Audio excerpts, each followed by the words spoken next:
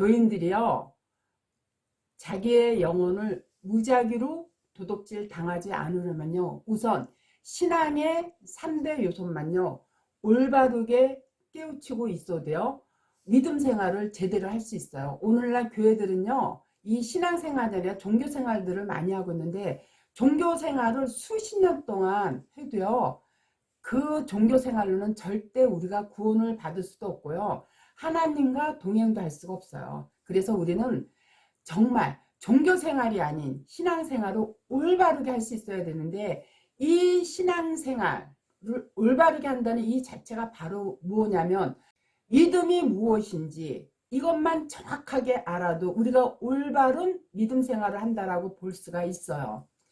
그래서 신앙의 3대 요소만 정확하게 알고 있으면 우리가 그야말로 목사들한테, 그 목사들 그 현란한 그 말씀시에 넘어가지 않고요, 성경 안에서 그야말로 하나님과 동행하는 삶을 살 수 있고요, 하나님과 동행하는 삶을 살 수 있을 때, 그때 비로소 나의 이 영혼도 지성소에 올라가 있기 때문에 우리가 이 육체가 이 세상에서 다 멸해서 위로 올라갈 때 내 영도 같이 천국으로 갈 수 있는 거예요. 그래서 신앙의 3대 요소는요, 지신행이에요.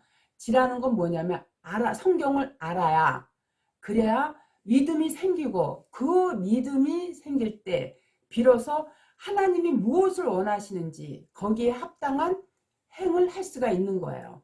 그러려면요, 성경에서 무엇을 말하는지부터 이거를 정확하게 깨달아 알아야 돼요. 로마서 4장 3절에 보면요, 성경이 무엇을 말하느뇨? 아브라함이 하나님을 믿음에 이것이 저에게 의로 여기신 바 되었느니라. 아브라함이 하나님을 믿음에 이것이 저에게 의로 여기신 바, 즉 의는요 옳다라는 거예요. 따라서 옳음 속에는요 반드시 믿음이 수반되어야 돼요. 그렇기 때문에 바울이 하박국 2장 4절을 인용해서요, 복음에는 하나님의 의가 나타나서 믿음에 이르게 하나니 기록된 바 오직 의는 믿음으로 말미암아 살리라. 로마서 1장 17에서 이렇게 하박국서를 인용해서 바울이 얘기한 것처럼요, 이와 같이 믿음으로 믿음에 이르게 한다고 밝혔어요. 따라서 믿음은요, 우리가 노력해서 생기는 것이 아니라 하나님의 의로 말미암아 믿음으로 이끌어가기 때문에 우리가 믿음을 가질 수 있는 거죠. 우리가 노력한다고 믿음이 생기는 거 아니야. 그렇다면 이 믿음이란 무엇인가? 믿음은 들음에서 나고 그리스도의 말씀으로 말미암아 있느니라. 이렇게 바울도 로마서 10장 17절에 밝혀놓은 거예요. 즉 믿음 속에는요 그리스도의 말씀이 들어있어요. 그런데 이 말씀이 육신이 되어 우리 가운데 거하심에 우리가 그 영광을 보니 아버지의 독생자의 영광이요 은혜와 진리가 충만하더라. 요한복음 1장 14절에서 이렇게 밝혔듯이요, 바로 믿음 자체가 예수 그리스도예요. 그렇다면 그리스도의 말씀 안에는 무엇이 들어있는가? 골로새서 2장 2절에 보면요, 그리스도의 말씀 안에 무엇이 들어있는가? 이는 저희로 마음의 유한을 받고 사랑 안에서 연합하여 원만한 이해의 모든 부요에 이르러서 하나님의 비밀인 그리스도를 깨닫게 하려 함이니라.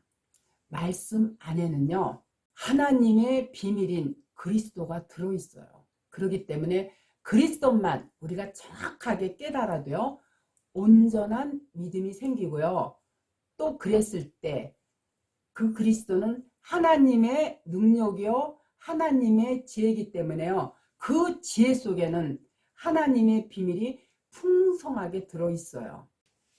골로새 1장 27절에 하나님이 그들로 하여금 이 비밀의 영광이 이방인 가운데 어떻게 풍성한 것을 알게 하려 하심이라. 이 비밀은 너희 안에 계신 그리스도니 곧 영광의 소망이니라.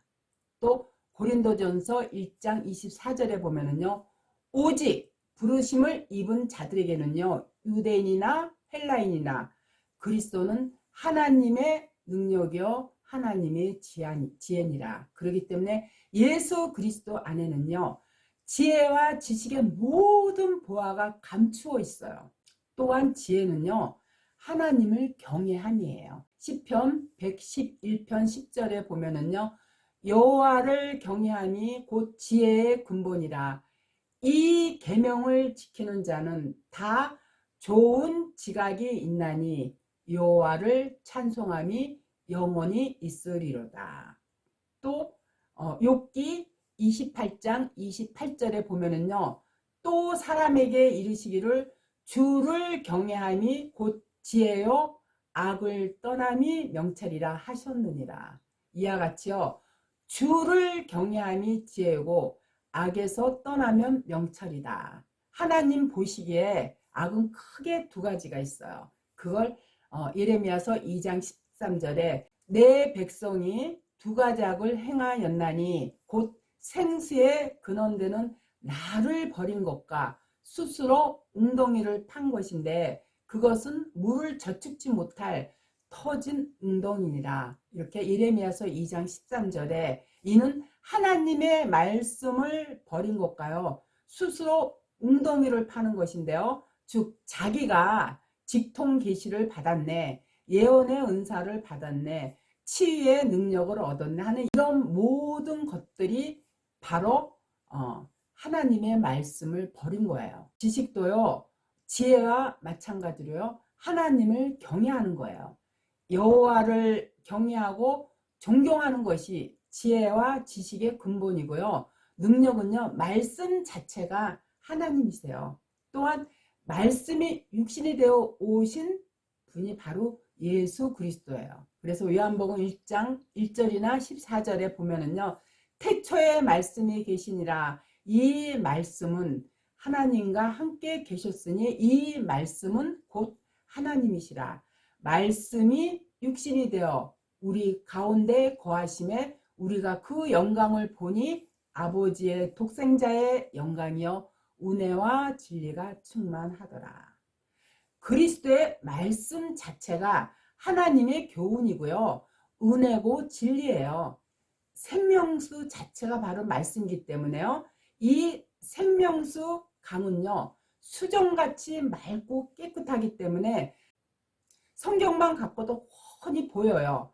그렇기 때문에요, 예수님의 말씀에서 떠나서 다른 복을 쫓는다면 그것이 바로 사탄의 계략이에요. 이 종교 세계가요, 미혹의 영이 들어가서요 온통 거짓말 투성이가 되었어요. 그래서 예수님의 말씀 외에 다른 것을 넣으면요, 그 자체가 바로 육신의 생각이기 때문에요, 그렇기 때문에 목사가 성경 말씀대로 대언하지 않고요, 자기의 생각으로 설교를 한다면요, 그게 다 터진 웅덩이에요. 터진 웅덩이가 바로 무적행이에요. 그러므로 말씀이 곧 생명이고요, 또 믿음의 능력이고요, 말씀을 사모해야 성경이 깨달아 알아지고요, 그렇게 되었을 때 우리한테 보내는 하나님의 연애 편지인 성경을 읽고요, 감동해서 그분만을 경외할 수 있게 되는 거예요.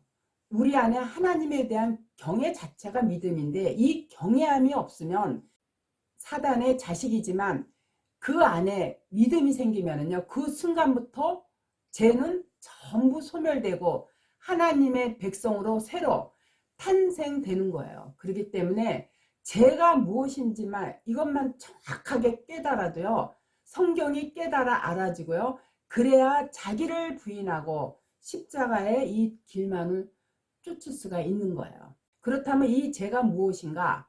바로 요한복음 16장 9절에 보면은요, 죄에 대하여라 함은 저희가 나를 믿지 아니하며. 성경에서의 죄는요, 우리가 이 사회법적으로 윤리적으로 도덕적인 세상 죄를 말하는 것이 아니라요. 예수 그리스도를 믿지 않는 것이 그게 바로 죄라 그랬어요. 그런데 오늘날 보면은요, 교회에 보면은요, 교인들이 하나님 이 죄인을 용서해 주십시오. 이 죄인을 용서해 주십시오 하고 기도를 하는데요. 이거 굉장히 성경조차도 모르는 행동이에요. 나는 그리스도를 모릅니다. 그리스도를 모릅니다 하고 자기의 무지를 실토하는 거나 마찬가지예요. 따라서 있잖아요. 우리가 제사함을 얻고 성령 세례를 받으면요.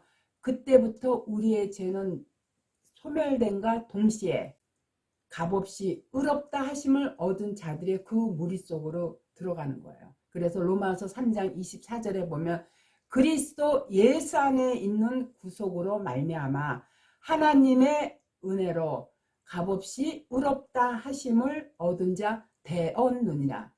이미 되었다고 결론적으로 얘기를 해주고 있어요. 이렇게 성경에 있어요.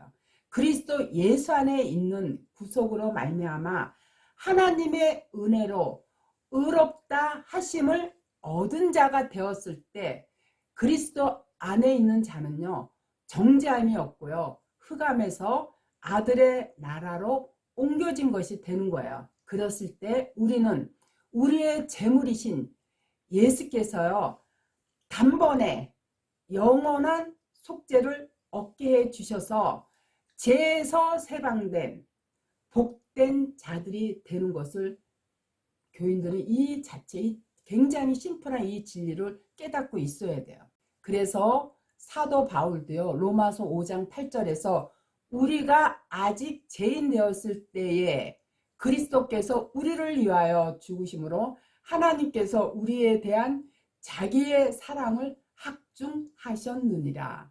예수께서요. 십자가에 달리셔야만 하나님의 사랑을 우리에게 확증시켜 주시는 것이 되기 때문에 그것이 십자가의 사랑으로 바로 하나님의 본체의 사랑이기 때문에요. 우리는 그 사랑을 믿고 따르기만 하면은요. 성령을 믿음의 선물로 받게 되어 있어요. 그래서 마태복음 16장 24절에 보면요. 이에 예수께서 제자들에게 이르시되 아무든지 나를 따라오려거든 자기를 부인하고 자기 십자가를 지고 나를 쫓을 것이니라. 믿음에 속한 자들은요. 자기를 부인하고 자기 십자가를 지고요. 그리스도를 쫓게 되어 있어요.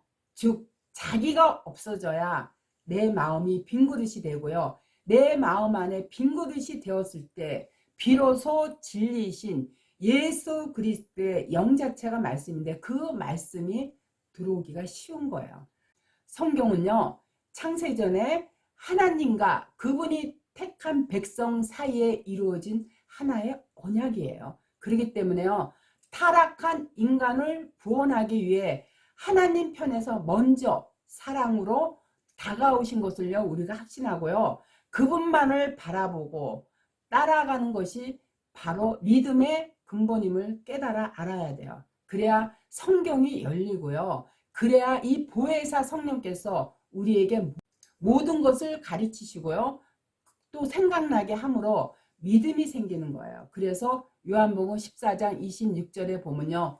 보혜사 곧 아버지께서 내 이름으로 보내실 성령 그가 너희에게 모든 것을 가르치고 내가 너희에게 말한 모든 것을 생각나게 하리라. 이와 같이요. 말씀으로 가르침을 받게 되면요. 성경의 모든 말씀이 생각나게 할 뿐만 아니라 이들한테는요. 믿음이 들어가 있기 때문에요.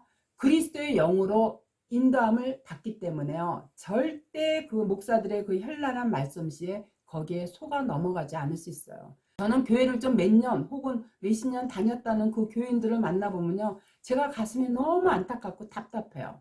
얼마 전에도 제 유튜브를 보고 많은 깨달음을 얻었다고 하는 그 전도사님께서요.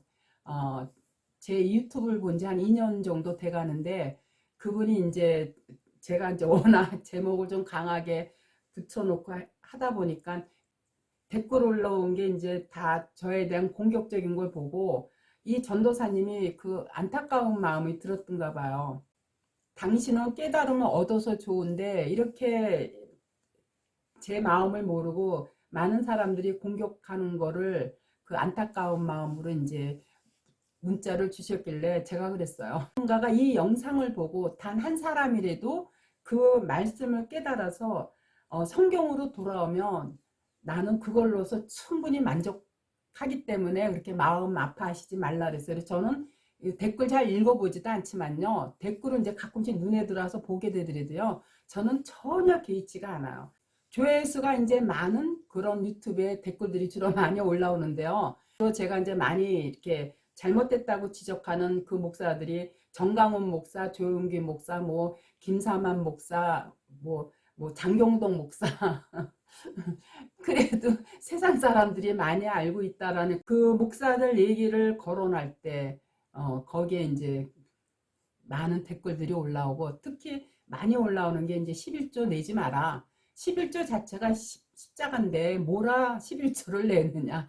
이런 부분에 이제 많은 글들이 올라오면 저는 보면 알아요. 어떤 부류의 사람들이 그 악플을 올려놓는지. 악플도 하나의 관심이기 때문에 저는 악플을 달아놓는 그거조차도 저는 고맙게 여겨요. 언젠가 악플을 달기 위해서 제 영상을 보다 보면 그렇게 악플을 올려놓는 그 사람조차도 하나님께서 때가 되면 깨닫게 해주시겠지 싶은 마음이 들어서 저는 악플에 거의 저는 개의치가 않아요. 단 한 사람이라도 올바르게 성경 안에서 하나님이 어떤 분인지를 깨닫고 진짜 진실한